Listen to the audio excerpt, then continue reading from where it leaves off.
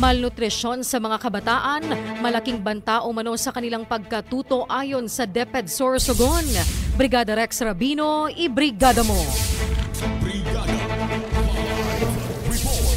Malaking salik ayon sa DepEd Sorsogon ang problema sa malnutrisyon para sa pagkatuto ng mga kabataan. Isa umano ito sa mga dahilan kung bakit mababa sa grade ready category ang mga kabataan na nasa kindergarten hanggang grade 3 pagdating sa reading at comprehension sa lalawigan ng Sorsogon. Matatandaan na sa pinalabas na datos ng National Nutrition Council o NCC Bicol, kabilang ang lalawigan ng Sorsogon sa may mataas na kaso ng malnutrisyon, partikular noong 2018. Kasabay nito, babalik ng DepEd ang backyard gardening at pagbisita ng mga guro sa mga kabahayan upang masiguro na napapaalalahanan ang mga magulang pagdating sa pagbibigay ng maayos na nutrisyon sa kanilang mga kabataan. Ngayong taon, naglaan rin ng 33 million pesos ang pamahalang lalawigan ng Sorsogon para sa paaralan program sa ilalim ng Kadunungan Initiative ng 7K para mamahagi ng masustansyang tinapay sa bawat mag-aaral o nasa 127,062 na mga kabataan sa kinder at elementarya bawat linggo. Sa tala ng NCC, bumaba ng 1% ang malnutrisyon sa rehiyon nitong 2023. Umaasa ang ahensya na katuwang nila ang mga LGUs upang maglungsad ng mas maraming programa na tututok sa nutrisyon ng mga kabataan,